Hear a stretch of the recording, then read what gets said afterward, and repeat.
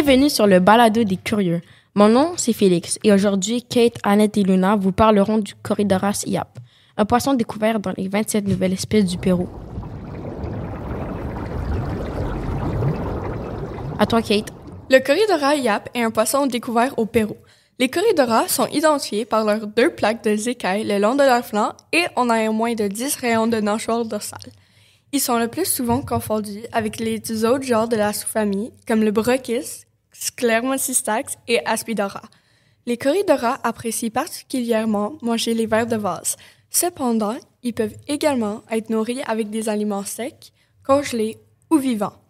Les corydoras iap sont des omnivores. Omnivore qui veut dire qu'ils se nourrissent indifféremment d'aliments d'origine animale ou végétale. Les corydoras iap sont des ovipores. Ovipore est un animal qui se reproduit en forme d'œuf, contrairement aux mammifères. Les prédateurs du Corydoras iap est le héron, le butor étoilé, le martin pêcheur, la musaraigne aquatique et la loutre. Très intéressant. Maintenant, on va passer à Annette qui va vous parler de son habitat et sa reproduction. Donc, ils habitent dans le Pérou, plus spécifiquement dans la Haute-Amazonie, dans des rivières comme Marañón, Huallaga, Nanay et d'autres plusieurs rivières. Les corydoras habitent dans l'eau d'une température de 22 degrés à 26 degrés, dans de l'eau douce, claire, à faible courant et peu profonde. Le fond est constitué de sable et dans les côtés a une forte végétation pour qu'il puisse se cacher. Il est paisible et habite en banc avec d'autres poissons de son espèce. Le Corydoras bronze est disponible avec d'autres plusieurs couleurs, comme avec du vert, tout en bronze, albino ou noir.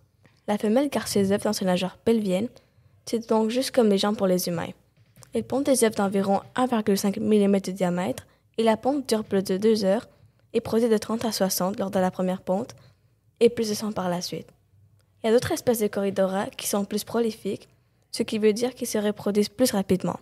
Quand les corydoras sont en train de s'accoupler, ils se déplacent vers certains sites déjà nettoyés par la femelle et forment ce qu'on appelle la position de T.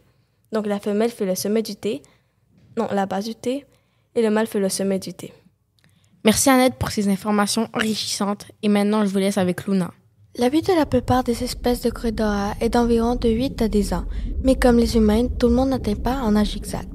On peut différencier un mâle de femelle à cause d'une nageoire dorsale en pointe alors que dans les femelles, elles sont plus arrondies. Pourquoi les corydoras montent-elles à la surface? Cette espèce remonte parfois sur la surface pour prendre une bulle d'air. C'est un type de respiration intestinale pour les corydoras. Ils peuvent contenir ces respirations au moins 9 jours. On compte environ 170 types d'espèces de corydoras comme Corydoras latus, Corydoras bauderi, Corydoras armatus, etc. Le corydoras a un venin léger qui peut provoquer des douleurs pendant plusieurs heures. Il est très peu probable que vous soyez hospitalisé sauf en cas d'allergie. La douleur peut être comparable à celle d'une abeille. Les épines du corydoras sont capables de percer la peau humaine et une piqûre peut être très douloureuse et provoquer une grosse rougeur. Merci les filles, ces informations étaient très captivantes. J'ai appris plein de choses et j'espère aussi que vous avez beaucoup appris. À la prochaine.